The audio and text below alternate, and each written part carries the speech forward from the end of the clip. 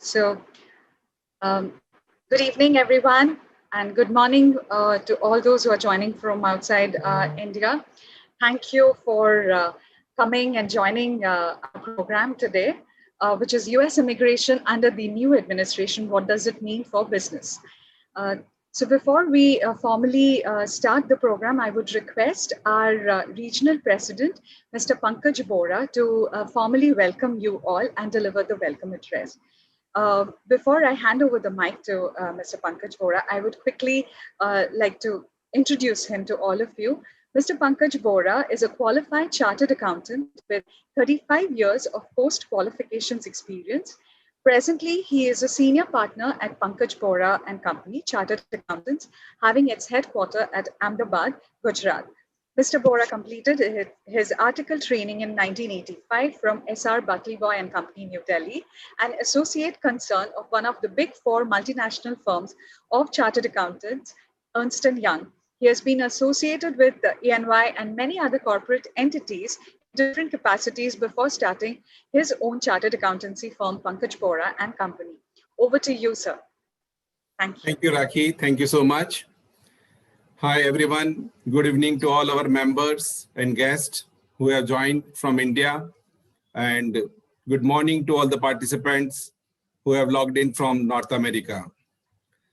First of all, on behalf of IACC, I welcome you all to this very important and interesting digital session on US immigration under the new administration and what does it mean for business. As you are aware, the primary objective of Indo-American Chamber of Commerce is to promote trade, commerce, and investments between India and USA. And the US immigration laws play a vital role in growth of bilateral investments and trade between India and USA. So under the present circumstances, we thought this is the right and opportune time to have this program where our members can be benefited with the proposed changes in the US immigration laws. And I'm happy to welcome all our eminent speakers today. Mr. Greg Siskind has joined us from USA. Ms. Margita Lind has also joined us from USA. Mr. Matthew Hogan, he has also joined us from the USA, and our program chair, Ms. Purvi Chothani, who is based in Mumbai, India. As we all know, the year 2021 began with a major event that is inauguration of Mr. Joe Biden on January 20th as the 46th President of the United States of America. With the change in administration, it is expected that many sweeping policy reviews will take place and changes would be forthcoming. And one of the major area of policy changes is US immigration laws. Even if we look at the manifesto of Democratic Party, while they were campaigning for the election of Mr. Joe Biden, they have clearly mentioned that if they are voted to power, they would be bringing a lot of reforms in the US immigration law. And on the day one, President Biden has sent a US Citizenship Act 2021 to the Congress with many suggestions and many proposed amendments.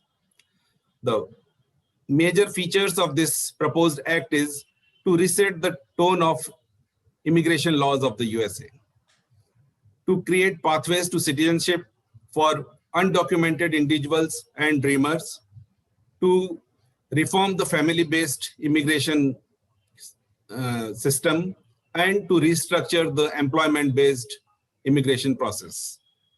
Though scores of changes are expected in the new US immigration laws, and today we have with us a galaxy of eminent speakers led by our Ms. Purvi Chothani, who is the program chair of today's webinar. They will guide us and let us know what are the changes are in pipeline and how they would affect businesses in India and USA. We will be having a panel discussion with all the experts. But before that, I would like to invite our program chair, Ms. Purvi Chothani, for the theme address. And though everyone or most of the participants of today's program know Ms. Purvi Chothani very well, she has been our past regional president of West India Council of Indo-American Chamber of Commerce. But for our friends who are new to this chamber and the guests who have joined us from India and USA, I would like to give them a brief introduction of Ms. Purvi Chothani. Purvi is one of the topmost lawyers from India. She is a well-acclaimed and accomplished lawyer specializing in US immigration laws. She is the founder and managing partner of Lawcast International, an immigration and employment law firm headquartered at Mumbai and having offices in Florida and New York. Purvi is an alumni of Penn Law School. She is admitted to New York State Bar and also a registered and practicing solicitor, England and Wales. Currently, she serves as the vice chair of multiple committees in the section of international law, the American Bar Association, and the International Bar Association. Purvi has also served in several leadership roles at the American Immigration Lawyers Association and is currently a member of the Department of State Liaison Committee at American Immigration Lawyers Association. So I would like to invite Ms. Purvi Chothani to tell us about the proposed changes and how they are going to affect our businesses. Ms. Purvi Chothani, please. Thank you, Mr. Bora, and welcome all of you, and thank you all the fellow speakers. I'm so delighted to have you here. And because you all are going to be sharing so much of wisdom with the group, I'm going to keep my opening remarks very brief because all the time we have has to be saved for the meat of the discussion, and that's where you guys are going to step in.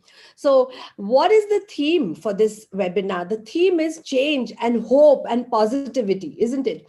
Because the last 4 years have been quite a journey. Immigration lawyers definitely feel that they are on a roller coaster. They were on a roller coaster, and we didn't know which direction the roller coaster was going to turn next time. There have been more than 1,000 immigration changes announced during the Trump regime, and President Biden has his work cut out to try and correct course and bring the great American economy and the whole immigration system back on track. So we wish him luck, and we wish him all support, especially on behalf of many of our like-minded lawyers like Greg and Marketa.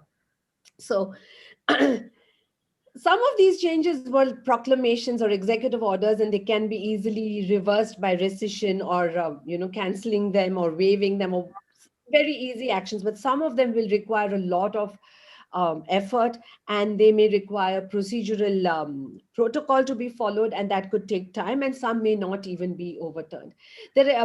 Under President Biden, we are expecting a more pro-business and pro-immigration environment. However, even in his election manifesto, he has been very clear that they're going to look at creating a robust immigration system that protects American workers. So we should not be hoping for any soft approach to the H-1B program, which is critical to a lot of Indian companies. So we shouldn't be working in that hope. Instead of that, we should sort of tighten our belts and prepare for a new world with a tighter H-1B program, and thank our stars that the H-1B program will continue, but it'll be harder. Like Mr. Bora mentioned, one of the biggest things that has given us all hope is the comprehensive bill that President Biden has introduced in Congress. And our speakers will speak more about it. It comes with its challenges, but at the moment, it's a lot of hope, and we leave the challenges for later. Thank you, Mr. Bora. I won't take more of the precious time with opening remarks now. Thank you, Purvi. Thank you so much. And before we go for the panel discussion, I would like to tell you that Indo-American Chamber of Commerce is committed to promote bilateral investments. And the EB5 program of USCIS attracts investment in the USA through EB5 program. Today, our associate partner, CMB Regional Centers, they are very old and active in this field, and we have their representative with us. He will be telling us more about the EB5 program and what are the advantages and the opportunities through EB5 program Indian businessmen can have. Just a brief introduction of CMB Regional Centers. This CMB Regional Center is one of the oldest and very active regional centers of the USA. Under EB5 program, CMB is developing infrastructure, creating jobs, and helping investors to obtain citizenship of the USA. Today we have Mr. Matthew Hogan, Vice President Project Development of CMB Regional Centers with us. Mr. Hogan is responsible for identifying and developing new projects in the EB5 category. And he's also involved in structuring the finances of this project and providing documentation to the investors about these projects. Mr. Hogan is a prolific writer. He has written many articles on the subject of EB5, and he has been a very well-known speaker on EB5 related events. So I would like to invite Mr. Matthew Hogan to tell us about the EB5 program and under the present context, how an aspirant of US citizenship can use this program by investing in USA and obtaining the green card. Mr. Matthew Hogan, please. Thank you. Thank you so much for the kind introduction. And I want to thank everybody for having me here and for logging on to let me tell you a little bit more about the program that my company operates under EB5 and a little bit more about my company as well. I'm going to go ahead and share my screen.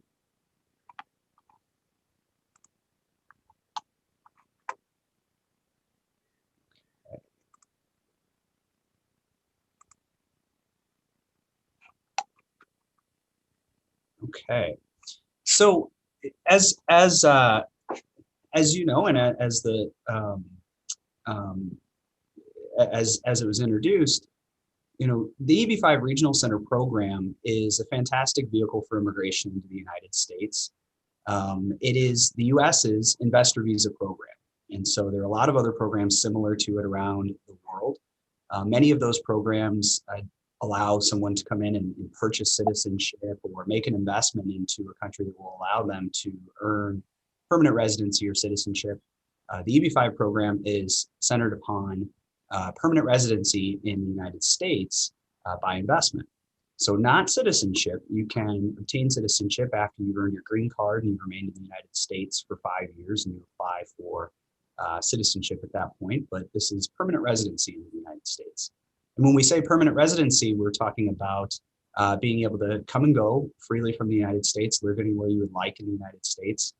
And then obviously you're able to have just about the same rights and privileges as any US citizen. The only primary difference being you wouldn't hold a US passport, you wouldn't have the right to vote in US elections. But the EB5 program has been around for quite some time. You can see it was originally established back in 1990. And it is administered by USCIS, United States Citizenship and Immigration Services. And then obviously the US State Department also holds a role in the issuance of visas under the program.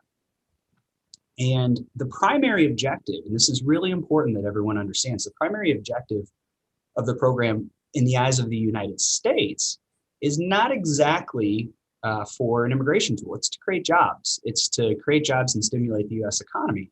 But obviously it provides a path for immigration for foreign nationals.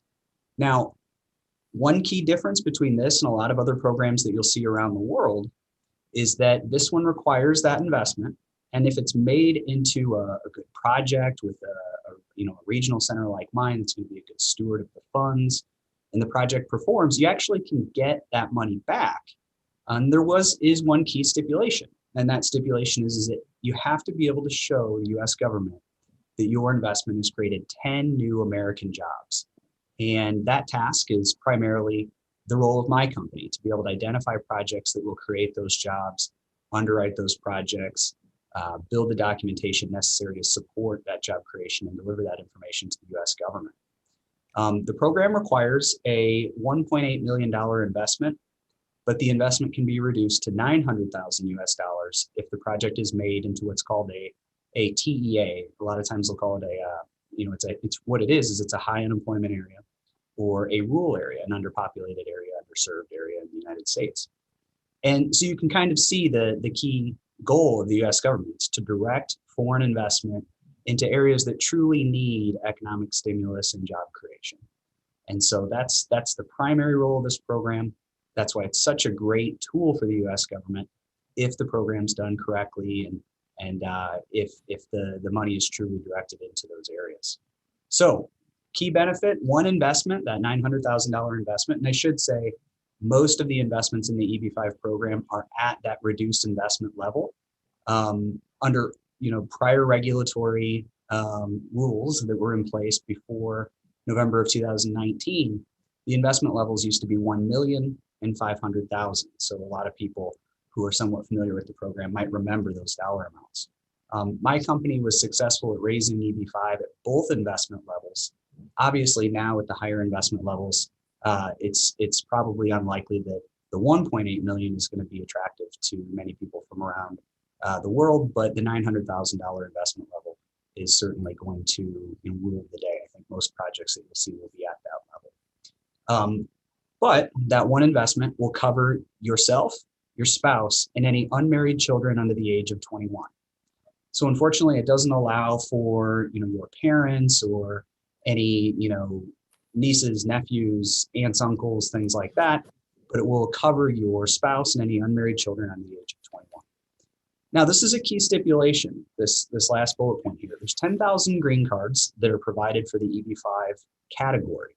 The employment-based category in and of itself is one that a lot of Indian nationals are familiar with, especially in the tech industry. And those categories are backlogged. Well, there's not much of a difference in EB5. However, the backlog primarily exists in China. However, it does impact other countries, primarily Vietnam, and unfortunately, it does impact India. Right now, the visa bulletin for India is current, meaning anyone who gets a preliminary petition approval, a I-526 petition approval, can become immediately eligible to receive their green card, but it is expected that there will be a backlog in India. We'll talk about it a little bit later, I'm sure, but one of the key pieces of the proposed Biden immigration reform is a mechanism to help clear that backlog and reduce the potential for similar backlogs for specific countries. So we'll talk about that in a little bit more detail. So let me tell you a little bit more about my company. So CMB Regional Centers, we're one of the oldest active regional centers in the industry. We've been around since 1997. And we were founded by Pat Hogan, the gentleman in the center of the photo. Pat is actually my uncle. I'm very proud to work for Pat. He's kind of viewed as one of the, godfathers of the program, if you will. He's been around in the industry. His involvement in the industry actually predates the EB5 Regional Center program. And so he's been very active. He's very active in the biggest stakeholder organization, IIUSA, Invest in USA. And he's also been very active on the legislative front, helping to fight for reform for the program. He's a strong supporter of Senator Grassley's legislation to provide longer-term reauthorization of the program and add integrity measures to help make the program safer for investors and provide more guidance and guidelines for regional centers. As I mentioned, we've been around for a long time and we've been able to help a lot of investors get through this program. Over 5,800 investors that we've been able to work with. It's actually now 103 different countries that we've worked with. Of course, many investors have come from the biggest countries that are active, China, Vietnam, and we've worked with many investors from India as well.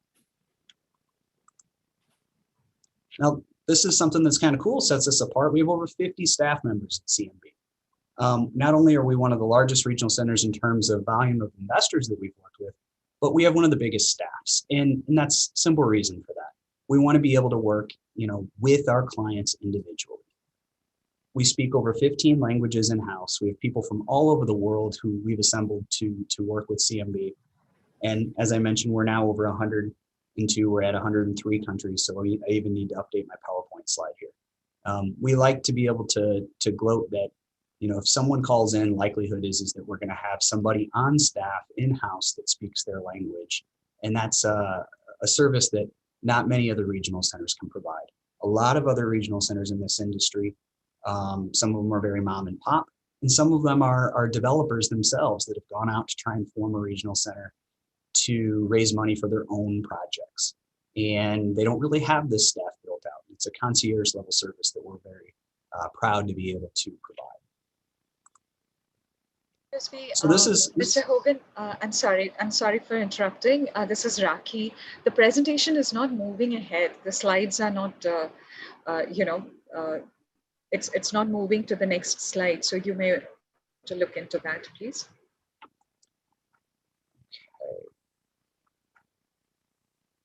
Apologies.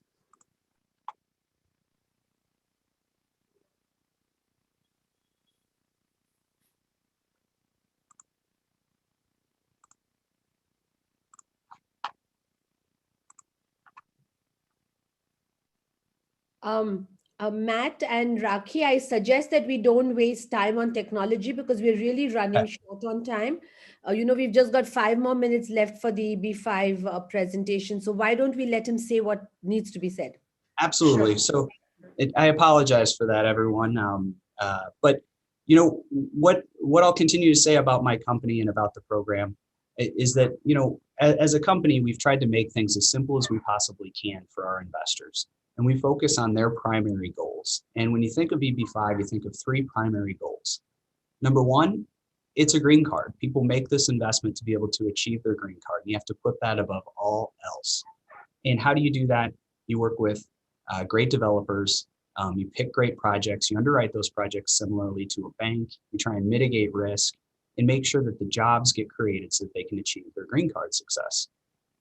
Number 2, it's making sure they get their money back. As I mentioned, one of the cool things about EB5 is that you're not just paying a foreign government money for their citizenship or permanent residency. You're making an investment that can make a difference in the U.S. economy.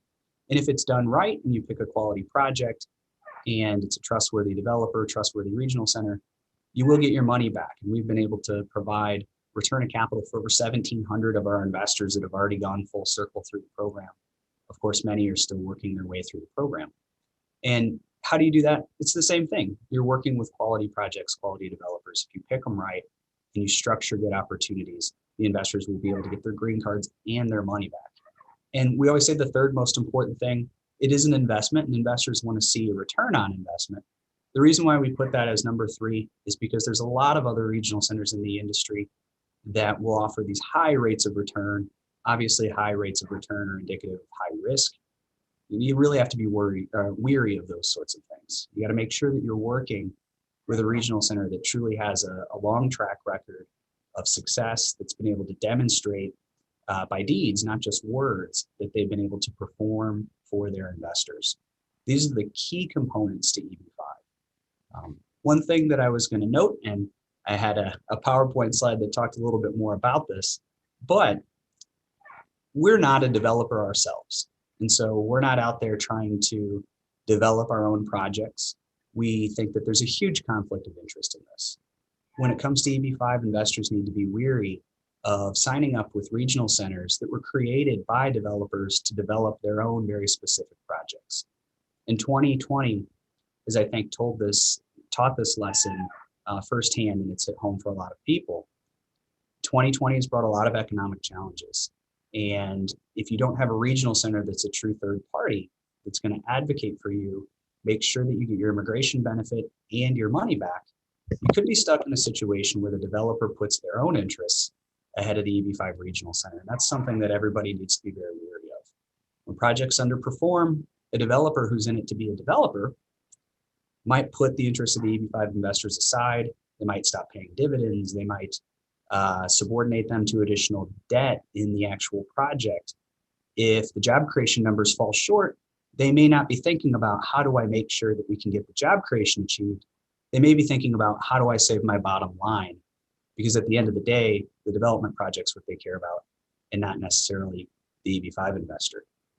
Our business model is straightforward in that we're set up to be able to provide this opportunity to investors. And if we fail them, long-term, we're not going to be able to continue to have success in working with new clients.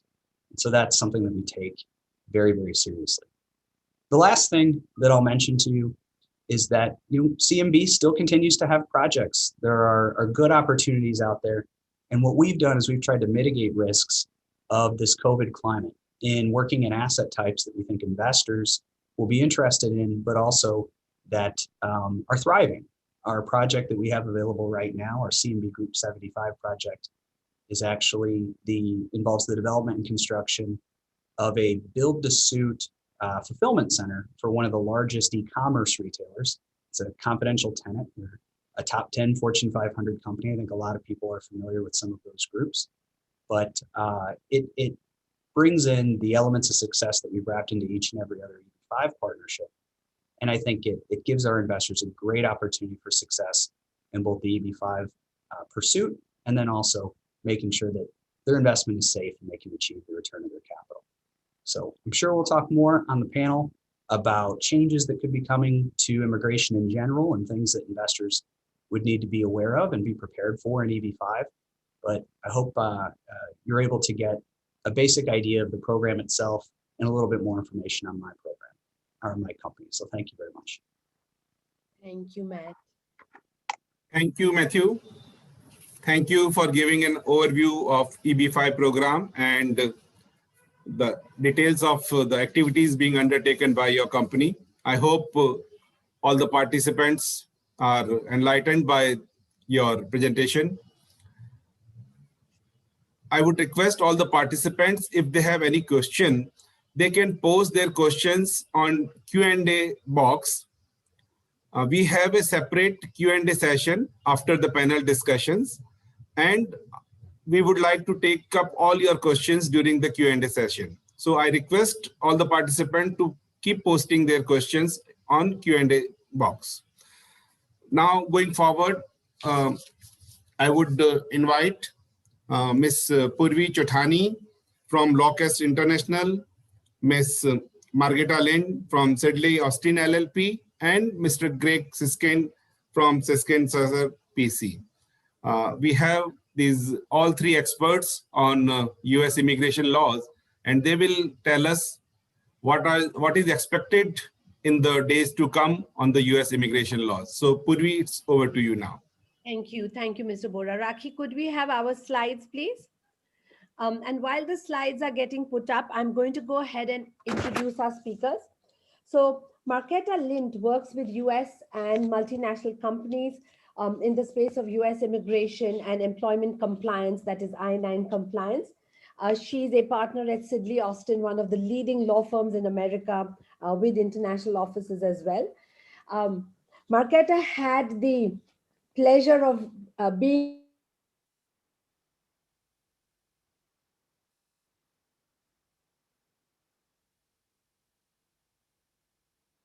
position. I can assure you she must have been up nights fielding questions from the press and the public and the members at AILA, but she did a great job. She continues to remain a member of the AILA Board of Governors. Marketa is recognized as a leading corporate immigration lawyer by Chambers and Partners Global and National Immigration Ranking, the Who's Who Global Thought Leaders in Corporate Immigration, and a number of other global and national rankings. Marketa received the Marjorie Matheson Woman of the Year Award from the Pitt Law Women's Association in recognition of her contributions to the legal field. She serves as an advisory in an advisory capacity at several Chicago area cultural institutions and organizations that provide assistance to underserved immigrant communities. For a number of years, Marketa has served as a member of the leadership board of the National Immigrant Justice Center in Chicago, and she serves as on the Immigration Policy Subcommittee of the U.S. Chamber of Commerce. I'm going to introduce our second speaker now, Greg Siskin. First of all, he's a friend, and Marketa is, she's a friend by association. I've never had the chance to personally talk to her, which we will correct soon. But Greg and I, we've connected over several years. He's the founding partner of Siskin Sassab PC Immigration Lawyers and has been practicing law since 1990. He created the online website visalaw.com, the first immigration law firm website in the world. That same year, he began publishing Siskin's Immigration Bulletin, a newsletter that was first electronically distributed law firm newsletter. In 1998, he became the first lawyer in the world with a blog, and in 2016, he became one of the first lawyers to begin publishing artificial intelligence immigration tools for both lawyers and consumers. Greg was the first immigration lawyer ever photographed for the cover of the American Bar Association Journal. He's authored 7 books and is a recent winner of the American Immigration Lawyers Association's Advocacy Award. He's one of the founders of Visa Law International, the global alliance of immigration lawyers, and currently serves as vice chair of the National Law Committee at the International Bar Association and is a member of the board of governors at the American Immigration Lawyers Association. So we are delighted to have you here, and we are going to jump straight into the discussion. So if you can go to the next slide, Rakhi, please. These are the topics that we're going to discuss today, and we're going to really go through it in a very structured and quick manner so that we are able to cover everything that we need to cover today. And then we will keep some time for questions at the end. We've already received more than 60 questions through the registration process, and I see there are more than 11 questions waiting in queue in the Q&A box. We'll try our best to get to them, but I assure you that 90% of the questions will be answered during the panel discussion. So listen carefully, and here goes. So, Greg, I'd like you to please start by telling us about immigration policy changes under President Biden. So here is your slide, and please feel free to emphasize on whichever points you like. Sure. Please, over to you, Greg. Yeah, so I want to spend a little bit more time on talking about regulatory and policy changes, because these are things that the president can actually get done a lot more easily than legislation. There's a lot to talk about with legislation, but it's obviously a lot more speculative as far as whether that will pass. So forgive me if I spend a little bit more time talking about the regulatory side, and we'll make up for it by de-emphasizing a little bit probably on the legislative. If you want to know what President Biden thinks of immigration, and particularly business and employment immigration, the foundational document for that is his campaign manifesto on immigration, which was probably more detailed than any candidate that I can remember in many years. As far as going, it was like 20 pages, single-spaced pages of policy changes and legislative changes that he wanted to see. And some of which we've already started to see play out. But as far as where we've already started to see changes, I think probably there have been 2 executive orders that I just want to spend a little time on talking about, even though they seem relatively unspecific and you can't really pull out the changes that are going to happen. They really are incredibly important as far as laying the groundwork for major changes to happen in business and employment immigration.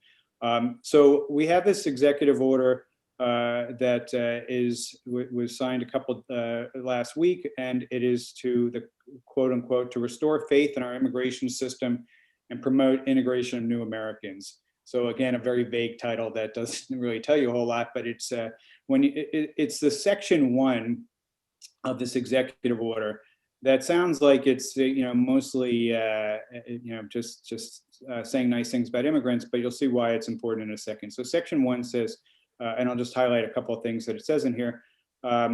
Over 40 million foreign-born individuals live in the United States today. Millions more Americans have immigrants in their family or ancestry. New Americans and their children fuel our economy, working in every industry, including healthcare, construction, caregiving, manufacturing, service, and agriculture. They open and successfully run businesses at high rates, creating jobs for millions, and they contribute to our arts, culture, and government, providing new traditions, customs, and viewpoints. They are essential workers, helping to keep our economy afloat and providing important services to Americans during a global pandemic. They have helped the United States lead the world in science, technology, and innovation, and they are in the front lines of research to develop coronavirus disease vaccines and treatment.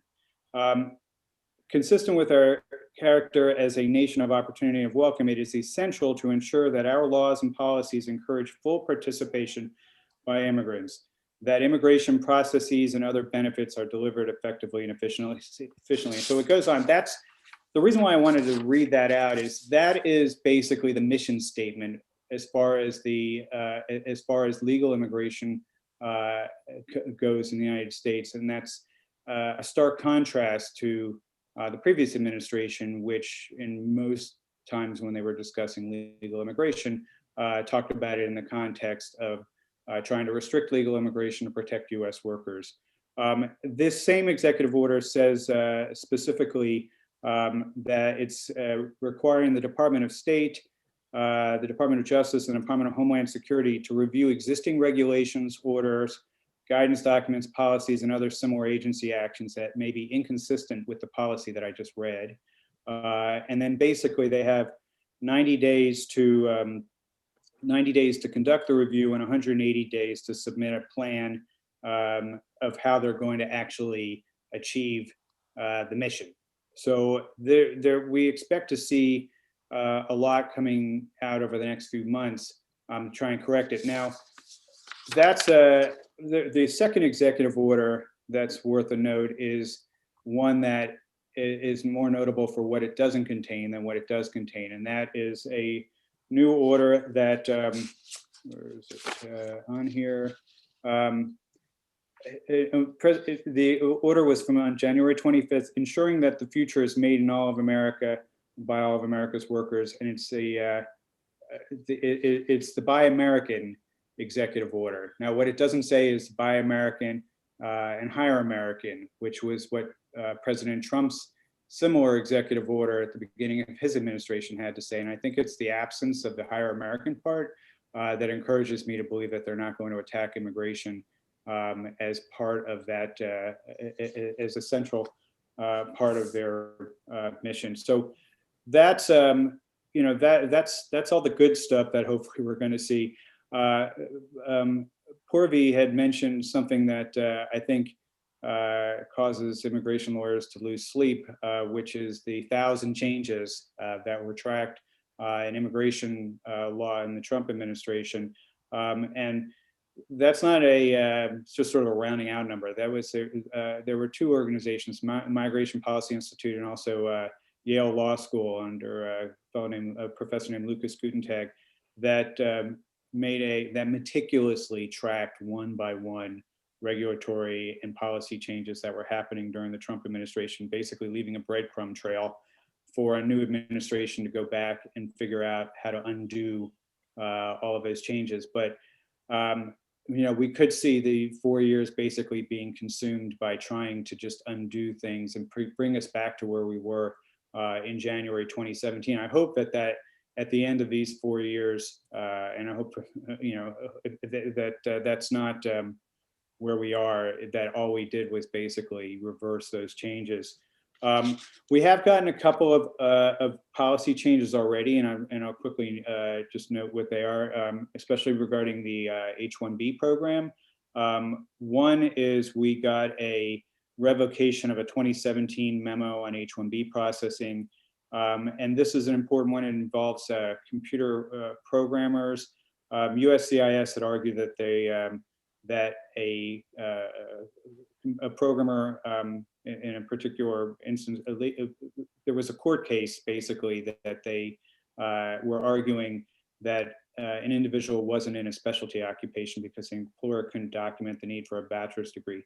That has been basically how IT staffing H-1Bs have been attacked over the years, is arguing that these positions aren't specialty occupations. So this 2017 memo has been revoked partially because of this court case. So that should make it easier for employers of computer programmers to be able to access the H-1B program. We're going to talk a little while about litigation, but I think it's worth mentioning that the Department of Labor prevailing wage rule that was promulgated under the Trump administration. The initial version of that rule was struck down by the courts. Our law firm was co-counsel on that case, so we've been pretty involved with this particular issue.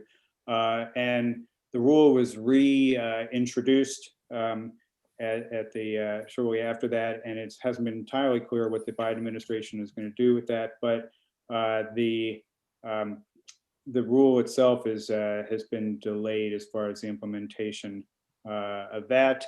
There's also another H-1B rule that is involving that involves the H-1B lottery.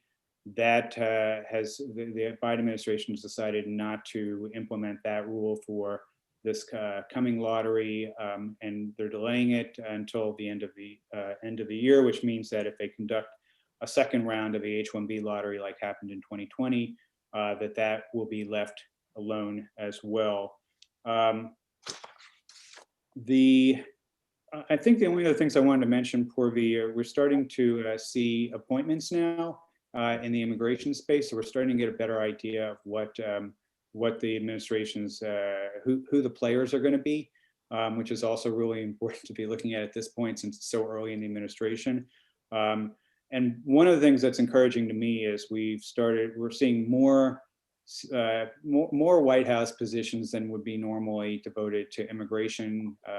And there have been 3, Tyler Moran and Esther Oliveria, who are very well respected within the immigration bar. Tyler Moran used to be in charge. She used to be the majority.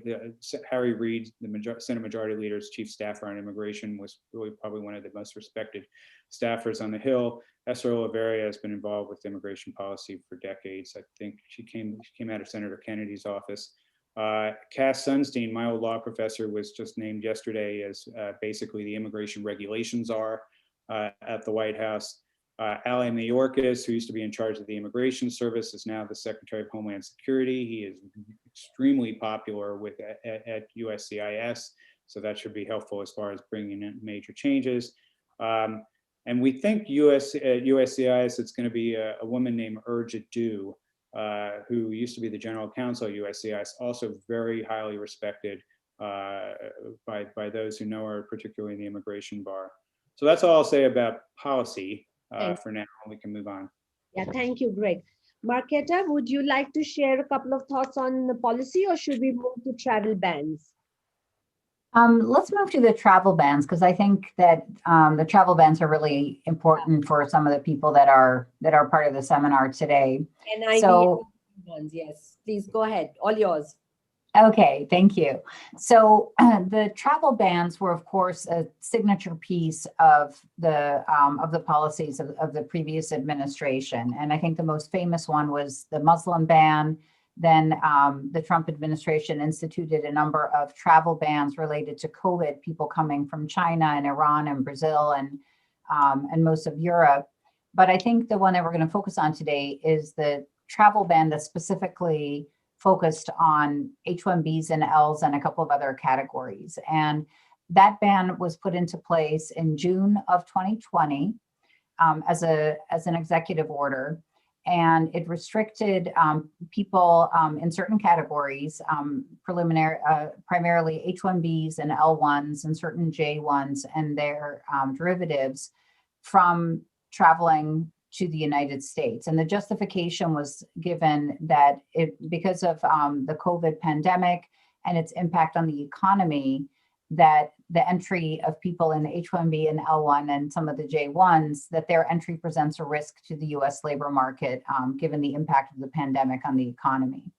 Now, I think anyone who followed the immigration policies of the Trump administration knows that this was an administration that was hostile to H-1Bs from the beginning, tried to do a lot of different things in terms of policies, in terms of regulations, in terms of executive orders to try to limit the utility of the H-1B program. And this travel ban was one of those pieces of that effort. Now, the travel ban is still in effect.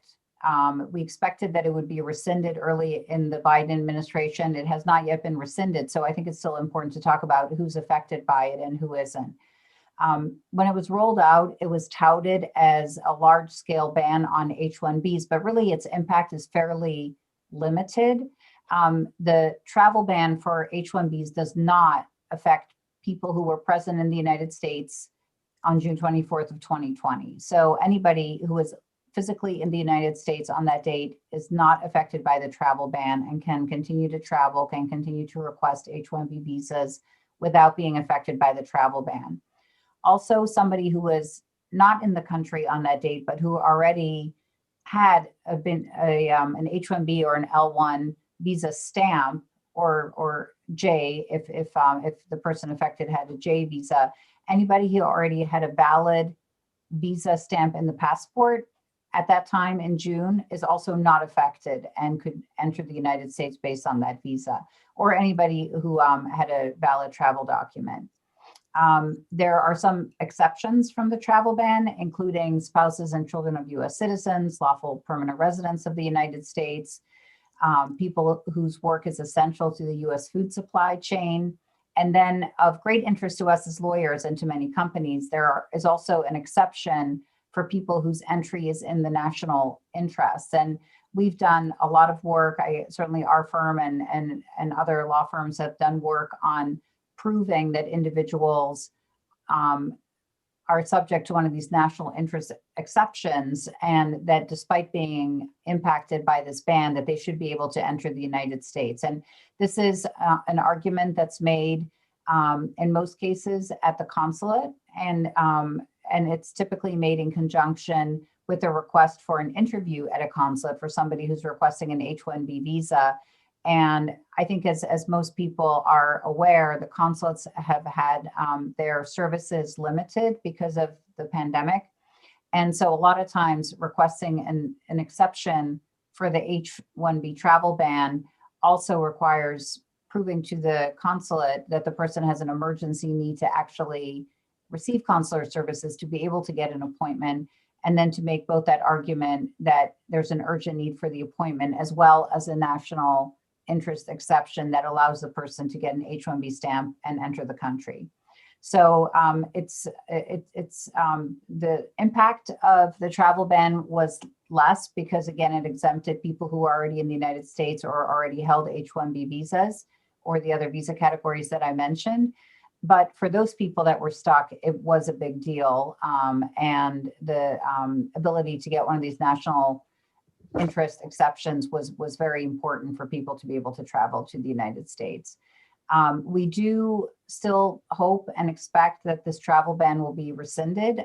As Greg mentioned, there's been a lot of consideration of policies, of executive orders, of regulations, and so on with the start of the Biden administration. But they've obviously got a lot on their plate, and there are a number of important things that have already happened. And we hope that this travel ban on H's will and the other visa categories will be rescinded soon as well. That's our hope. That was our understanding. We hoped it would have been done already, and we continue to hope that it will be done soon. Sure. Thank you, Marketa. So just to sort of put things in context for the people who are in India, the travel ban has not affected lots of people, like Marketa said, but a large group of people that have been affected are the ones who've got H-1Bs approved with an employment start date of October 1, 2020. They've not been able to go because of the travel ban, but there's another thing that the consulates were not fully operational. So even if the travel ban was not there, it's possible that they couldn't have got a visa. So I don't think they're in a very bad situation because, but now since COVID is sort of being brought under control and March 31st is approaching, I hope it doesn't get extended so that they can go and start working. This lack of movement of a large chunk of people has also affected Indian IT companies because they use the largest chunk of H-1B workers. Anyway, so now moving on to the next slide, please. Marketa, I still need you to help us here, please. Can you just tell us a little bit about what is happening in the H-1B registration? There was a lot of back and forth. And last year we saw for the first time online registration. Can you tell us why that was good and what is happening this year and how companies should prepare for it? I know it's a lot to cover, but a little quick, overview would be great. Thank you. Sure, sure. So yes, we are heading into H-1B cap season, and immigration lawyers both favorite and least favorite time of the year, but a very exciting time because it's the one time of the year that new H-1Bs and are able to submit for starting their H-1B careers. And as Purvi said, last year was the first time that this H-1B registration process was done through an online digital registration, as opposed to the years before when companies would send in full H-1B petitions for every person who was looking to get an H-1B. Last year, for the first time, it was done as an online registration process where the government would collect the information about the beneficiaries, about the employees, in terms of not as petition packets, but as data points in an online portal, and then ran the lottery based on those registrations. And the people that were selected, the companies would then submit the full packets for them following the running of the lottery. There's a lot of nervousness last year about whether the system would work, and it did work. It was really kind of a bright spot in that it worked well. There weren't any glitches. The system didn't collapse. It worked well. This year, we're heading into this year's registration process. The nervousness this year was a little bit different. I don't think it was so much about the registration process, but it was about the regulations and their impact that Greg mentioned earlier, whether the wages would be pushed to very high levels by the Department of Labor wage regulation, and whether the cap would be reprioritized by providing preferences to wage level 4, wage level 3 under that Department of Homeland Security regulation that Greg mentioned. Well, luckily, both of those regulations have been set aside and will not apply to this year's lottery. So in most ways, the lottery will run very similarly like it did last year. The registration period is a little bit different this year, I think, because it was moved a little bit because the agency had to work through these issues with postponing the regulations. But this year, the registration period is March 9th to March 25th. The government will be collecting the same data points as last time. It'll still be $10 for registration per employee. And then once that information is collected in the system, again, around April 1st, the government will actually run the lottery, the US Masters Cap lottery first. And then after that, the regular pool. And so really in the end, other than a little bit of a change in the time frame, the lottery will run again substantially the same as it did last year. I think the big question is, what is the demand going to look like, and what are the chances going to be for people to get selected this year compared to previous years? And I think this year it's really going to depend a lot on the way that the economy has affected various industries to determine what the demand is going to be. And, you know, of course, you have the sort of pent up demand from people who weren't selected last year. And as long as their companies are still willing to submit them this year in the lottery, that will be a group. And then, of course, the demand as it's affected by the current economic situation. Perfect, Marketa. I'd like to highlight one of the biggest advantages of the online registration and selection. It was a great advantage to companies and to the environment. We all filed fewer pages than we did in previous years. So we saved a lot of trees. We contributed to the environment. Lawyers lost a lot of fees, but I think the environment trumps lawyers. So that was a big advantage. Can we go to the next slide, please, Rakhi? So, Greg, here's your chance to talk a bit about the litigation. I request that we, speak about the litigation that would be relevant to the Indian diaspora, if you don't mind. And the next slide, we're going to ask you to help us with some F1 issues. Sure. So there's a lot of litigation that remains left over from the Trump administration, and I've been involved in a few of those cases, so it's been kind of consuming. And I guess that some people thought as soon as President Biden was sworn into office that all of a sudden this litigation, the need for it would go away. But alas, they continue. With respect to the travel bans, Marquetta had mentioned that we've really only seen one travel ban lifted, and that's the Muslim ban, and the others all remain. So we have regional travel bans, and we have this immigrant and non-immigrant visa ban, and the ones that obviously have an impact on India are the immigrant and the non-immigrant visa bans. The NAM litigation that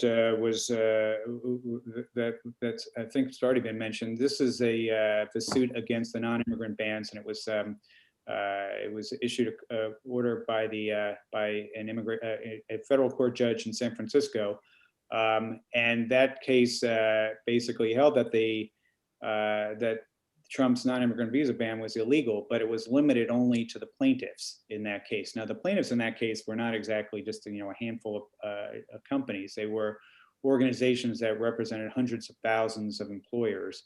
The U.S. Chamber of Commerce, National Association of Manufacturers, and TechNet were amongst them, and the Chamber of Commerce alone has a couple 100,000 employer members. One critical thing for people on this call to note is that you are allowed to join the Chamber of Commerce after the litigation, which means that even if you weren't a chamber member before, if you join the U.S. Chamber of Commerce, you get the benefits of the litigation, which means that your employees are exempt essentially from the travel ban because of the court order.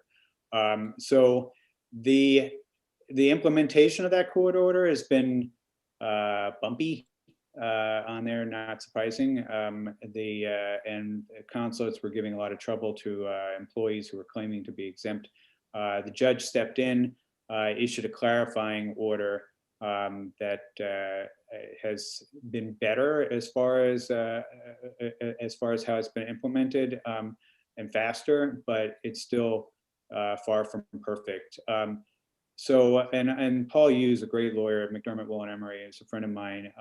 He's been trying to work with companies and with the State Department to try and make that go more smoothly. Now, this could all go away if the Biden administration just finally ends these orders, and we actually were expecting that to have happened already.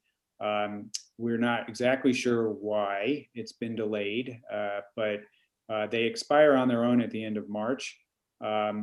Hopefully we won't have to wait till the end of March for these orders to go. Hopefully they won't be extended, but there's still a lot of unknowns, and the litigation is going to continue. I'm involved in a co-counsel on 2 different cases suing on the immigrant visa ban, which does have an impact on India as well, because employment-based green card categories are included in that. We're waiting on could come really, any hour now from a court in San Francisco on the Annunziato case, which may also rule that the immigrant visa ban is illegal.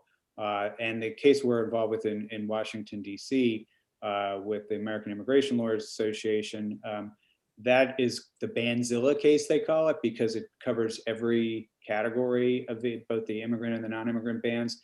That one's on appeal, and there's a hearing in early March in that. So still a lot of unknowns and a lot of challenge. Now, with respect to the wage rules that are being litigated, they come in 2 flavors: the Department of Labor litigation and the USCIS H-1B litigation. The Department of Labor litigation, there were 3 cases. All were winners challenging Trump's Department of Labor rule, and they've reissued this rule.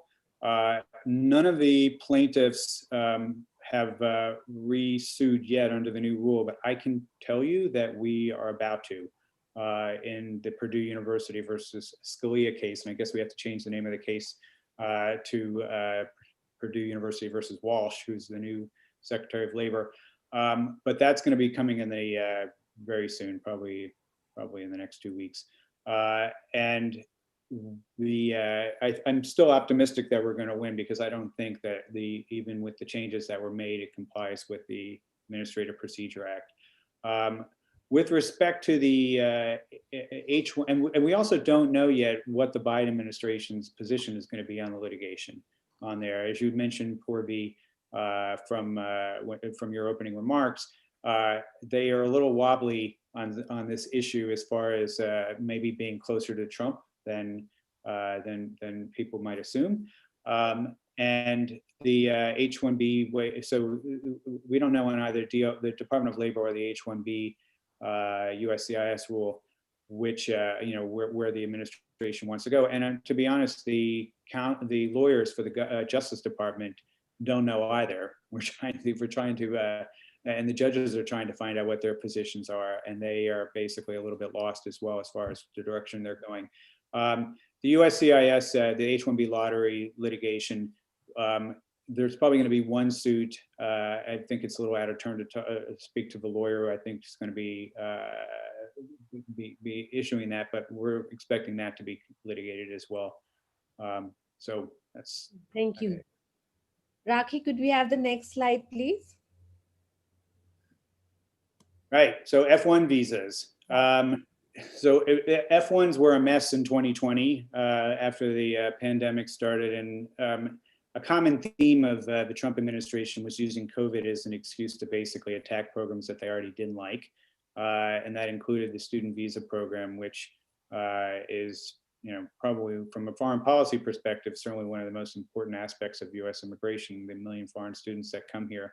It's always been considered soft power of the United States to educate so many students from around the world. But so we had a lot of the Trump administration issued guidances last year that really sort of advancing a couple of agendas. One is their anti-immigration agenda, but also their agenda with respect to COVID of trying to force schools to have in-person classes, and they basically were trying to bar schools from admitting students that unless they had unless they were offering their classes in person versus having switched to online, and so they were essentially still the SEVP guidances. We don't have anything new yet that I'm aware of. Marquette, I don't think we've seen anything yet from since Biden came in as far as changing those guidances. But I think we expect to probably see something, certainly a different tone, but it remains to be seen how that's going to play out. There were some important rules that were and policy changes that didn't make it past the finish line. The F1 rule in particular was worrying, extremely worrying for U.S. universities, as well as it's not mentioned that it had an impact on J1s as well. And a big part of my practice involves Indian physicians on there who were going to be adversely affected by that rule. But basically what it said was that it was going to have a no longer duration of status for F1 students, and having very tight timeframes for when students can be here. And if they didn't finish within that period of time, it wasn't going, they couldn't get extensions. With the J1 doctors, with 25% of all the physicians in America are international physicians. India represents about a third of that population. So you're talking about like 10% of American doctors were potentially being affected by this rule, which is going to limit training to just 4 years. So if you want any specialty training, which obviously doctors need, they wouldn't have been eligible for that. So that was I was particularly worried about that. Fortunately, they got 32,000 comments, which was too much for them to be able to respond by the end of the administration. We don't have official word yet that this rule is dead, but it's dead. They're not bringing that one back. So I think we're pretty safe on that. The B1 in lieu of H1B rule has been canceled as well. And I think that we're probably there's still some hangers on from the Trump administration that are probably going to go soon. The big one, I think, the H4 EAD rule is already been cancelled. What's that? The cancellation of the H4 EAD program, that rule has been cancelled. Yeah, so that's obviously great news as well. We finally think we're in a safe place for employment authorization documents for H4s. Oh yeah. That's good. Thanks, Greg. We've got a couple of student questions, but we'll leave that for later. I'm just going to quickly update the group on what's happening at the consulates in India. The embassy in New Delhi, the U.S. embassy in New Delhi, has announced that they are opening up in a phased manner, and as and when staff are available, they're going to increase their services. I mean, the staff situation they've told us offline, but there is a limited availability of appointments. Sometimes you will see that appointments are not available till November, especially if you're trying to book an L1 appointment. But I think that will change soon. You are able to book appointments for H1Bs and business travelers. You're able to book those. But with those appointments, there is a risk that they may be cancelled. Because in November and December that they were giving appointments in March and April, but then within weeks they were cancelling them. It is generally because these individuals who applied were unable to prove that they were subject to an exemption or an exception or a national interest waiver. They were eligible for either of those, so those appointments were cancelled afterwards, because you have to write and request this privilege before your interview. So that was cancelled. What they have done is they've increased the validity of the visa fees for 24 months. Usually an MRV, that is the MRV fee receipt, is valid for 12 months, but they've extended it to 24 months. And the other thing that they have is the visa interview waiver program, which is generally applicable to people who are renewing the visa in the same category within 12 months of its expiry. They've increased that also to 24 months. This change is across the world. It's not as if it's only in India. It's wherever there are visa interview waivers, they are offering that. So those are two pieces of good news. Yes, you can get appointments. You just have to be diligent to look for them. Now let's talk about the crystal ball. The crystal ball holds this lovely immigration bill, which I hear is 1,000 pages long. I don't think the text of that bill is still available, but the advance announcement that President Biden gave had a lot of pointers as to how that bill is going to be. So Raki, you were right. We need to go to the next slide. And Marketa, may I request you to lead this discussion, and you can invite Greg to step in whenever you like. Sure. So, the Biden campaign did talk about introducing, as soon as he got into office, a new comprehensive immigration bill, and that in fact has happened. And it's interesting that nobody has seen the actual text, but I think a lot of us who follow this have seen various summaries. We know that from a political standpoint, that they're looking for and working on sponsors and moving the bill through both the House and the Senate to try to get movement on it. But it's a comprehensive immigration bill that has a lot for a lot of people in it. And as you can see on the slide, it would clear the employment-based visa backlogs, which I know is an issue that's very, very important for many of the people on this call. It would do it through a number of mechanisms, including recapturing unused visas. It would also, I think, very important for many people on the call, eliminate the per-country visa caps, which have left people from India and China and some other countries in those terrible long backlogs. And unlike other efforts, because it combines increasing the number of visas with eliminating the per country visa caps, it's really sort of a win-win situation, I think, for folks from India and elsewhere.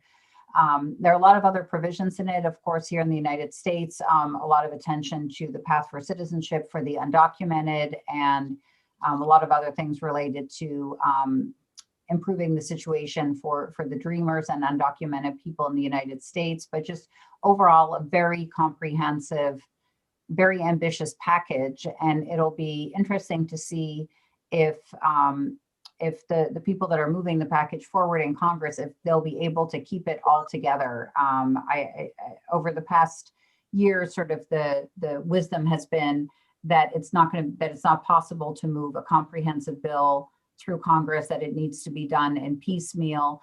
But there's a push now because of the Democratic president, because of the Democratic majorities, both in the House and in the Senate, that there's a possibility that a broader package like this may succeed. But the majorities are very thin, and also immigration is not a completely partisan issue in the sense that there are Republicans that value immigration and see it as an important thing, particularly with respect to business and access to talent and employees. And there are also people on the Democratic side, sort of people who've traditionally been aligned with labor unions and with other organizations that traditionally have not always been completely friendly to opening up labor markets and have particular concerns about wages for U.S. workers. So immigration's always been a very interesting issue that way. And we will have to see in this very divided Congress and this very divided country how this package survives the political process. So Greg, I'm sure you have thoughts on that. What do you think in terms of, since we're looking in our crystal balls? If I had a question comment that I understand that the Biden administration has indicated that they are happy to negotiate the bill piecemeal if required. Is that correct? You know, I've seen those same news reports. You know, I think the overall goal is to make positive changes in immigration policy. And I think, you know, both the Biden platform as well as his actual bill that's now being moved forward sort of represents all of those priorities in one package.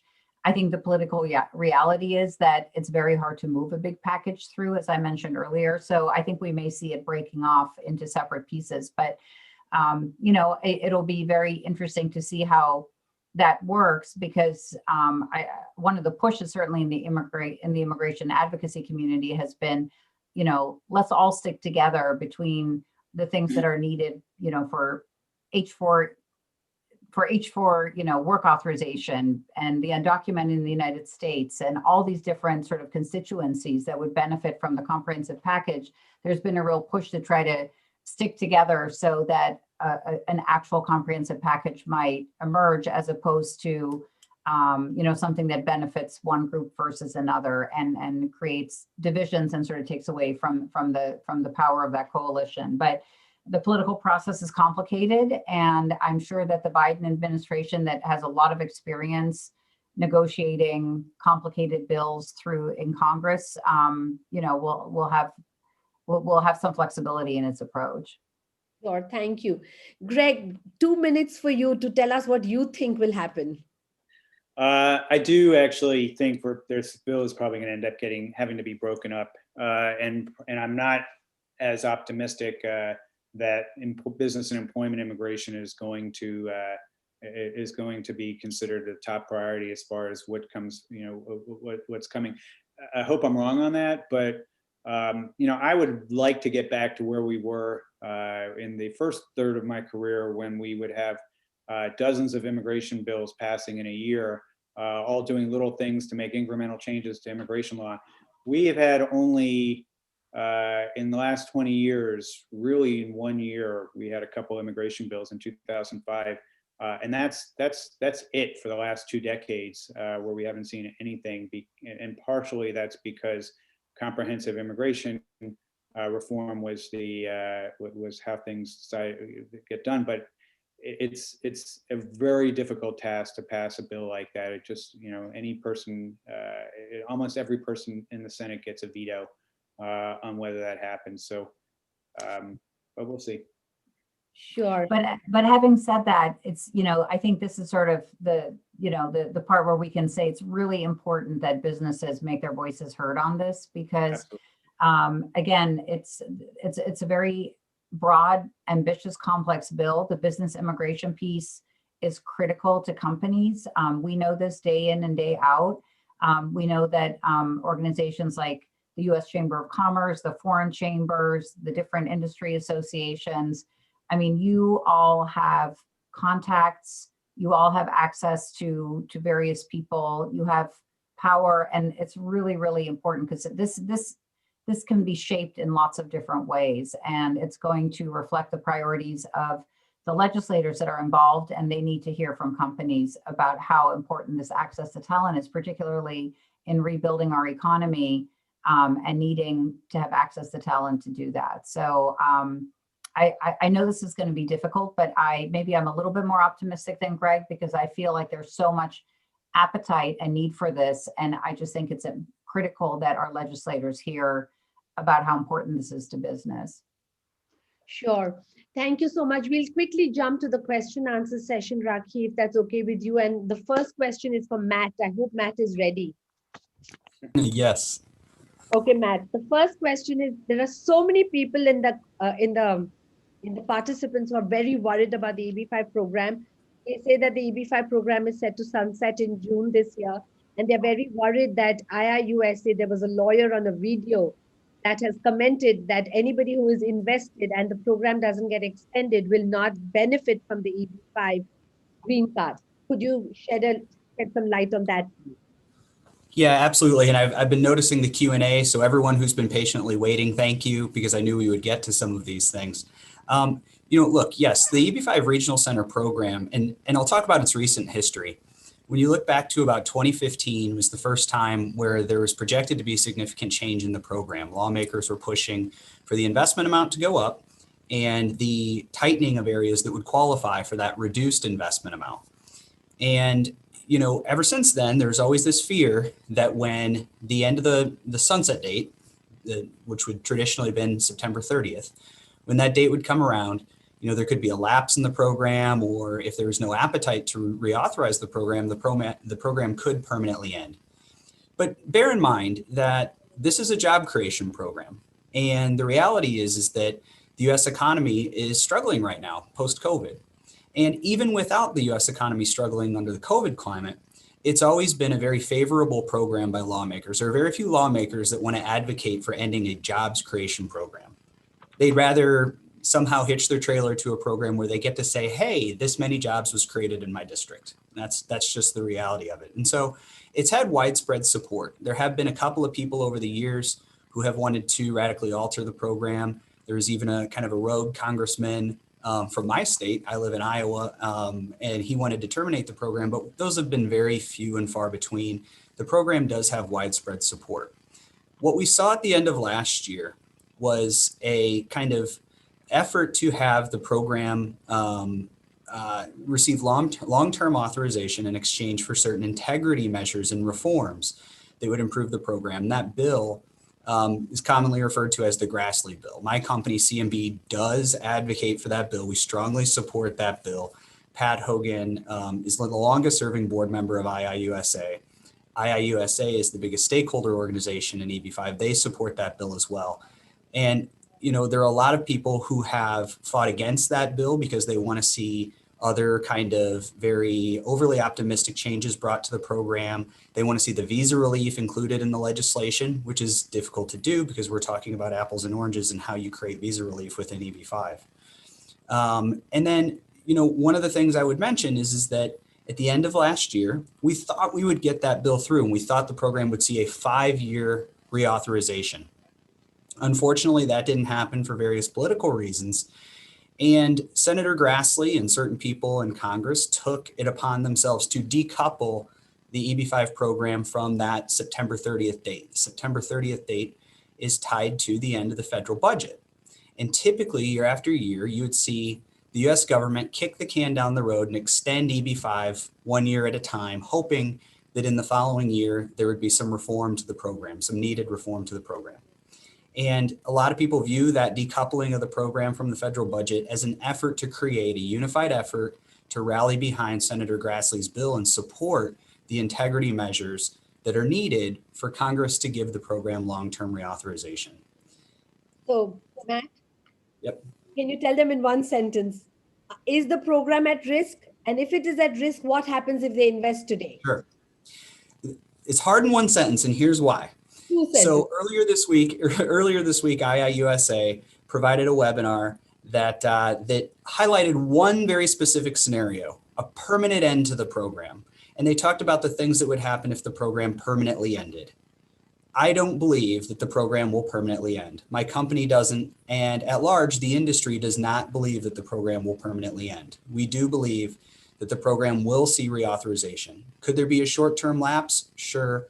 During that short-term lapse, will we see the widespread denial of visa applicants? I do not believe so. Okay, great. Thank you so much. So Marquetta, this question is for you. They want to know whether a chartered accountant or a lawyer can go to America and set up a company and avail of any of these immigration visa benefits. A chartered accountant or a lawyer setting up a firm, and can they get an H1 or an L1? Tough one. Well, it's kind of a specific question that makes me feel like this would be a good question for a consultation where you can kind of run through all the different issues. But I mean, and Greg, maybe I'll turn it over to you because I know you're this is sort of a specialty of yours, is these kind of questions. Why don't I turn this one over to you? Well, I think it's an opportunity to mention something I've had in my notes to mention if we had time, which is that there were some Obama programs that basically never got off the ground because they came online very late in the administration and Trump administration decided not to carry on, but they are still there. One of which is the Entrepreneur Parole Program. For those of you who don't remember that, this is a program that allows people to start up companies if they can get funding, and it's not a non-immigrant visa or an immigrant visa. It's a work authorization and basically a legal right to be in the U.S. And for up to 5 years. The idea being maybe you can get an H-1B in the lottery during that time. Or get permanent residency granted during that time. So that program we expect to come back to life very soon, hopefully, and it never really left. The Trump administration tried to rescind that program. It was litigated successfully to keep that program in place, but now we actually expect to see hopefully this new administration bringing that back. There's also something called a compelling circumstances employment authorization document for people that are in the backlogs in the U.S. That's also something that's seen as potentially available for startup founders that want to leave their H-1B employment and start their own companies. So that's not a total answer for what was being asked regarding whether accountants and lawyers can come to the U.S., but I think it's worth noting their traditional visa categories, of course, are still available, like the H-1B and the L1. And obviously, Marquetta's right; that's very fact specific as far as the person that's coming over. But I did want to use that question as an opportunity to at least note those programs. Hopefully, will make a comeback. I'm glad. I think that's great, Greg, because I know you've been talking about reinvigorating some of these dormant policies, and I think that's kind of a very interesting opportunity. I think that we have. I think just on those two professions, obviously some of the complications come from the fact that these are also regulated industries that involve licensure, and so all of that just makes it a little bit more complicated. But interesting, obviously. Corby knows about the movement of the legal profession, though. Go get the bar, then you can open your office over there. Okay, so now we're going to just do one question for each of you three speakers, and I'm going to start with Matt again. Matt, I'm going to request you to please keep it brief. Sorry about that, but people are worried about the backlogs for Indians. Now, they're referring to a Charlie Oppenheimer announcement about backlogs that go back 6 years. And in your presentation, you mentioned that there is no backlog for Indian nationals. Could you help them understand this? No. So, yeah, to be clear about my presentation, right now, the visa bulletin shows that India is current. However, there's a bit of an issue with that. The issue is that the consulates are not open, and the US CIS is not processing I-526 petitions fast enough to allow Indian investors to get to the National Visa Center and apply for their visas. So we expect that with the amount of Indian petitioners that are sitting there in queue at USCIS, that there probably is a backlog of 6+ years, as Charlie had mentioned. And so that is the reality of it. Now, we talked earlier, and I'll keep it very brief, that there's potential for those backlogs to be cleared.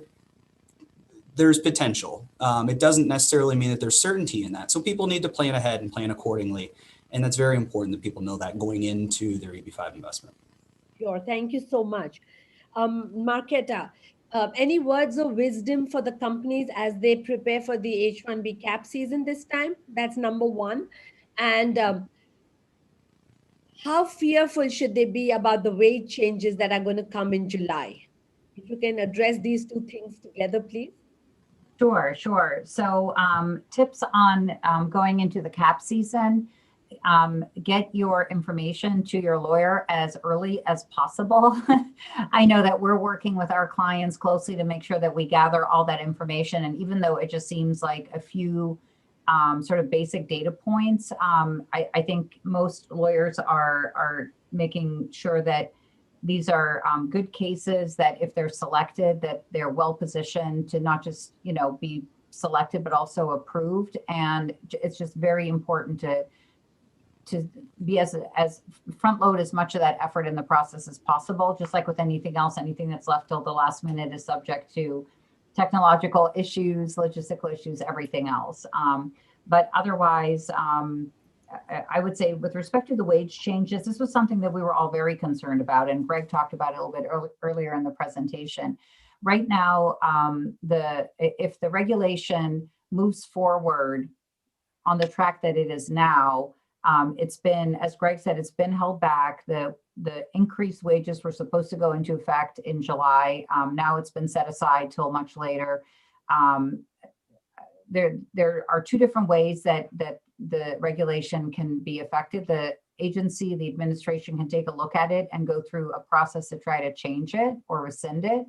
And also, there is going to continue to be ongoing litigation around this, because this is an absolutely critical issue to employers. The way that the wages have been changed under the regulations were meant to destroy the H-1B program by the level to which those wages would be raised.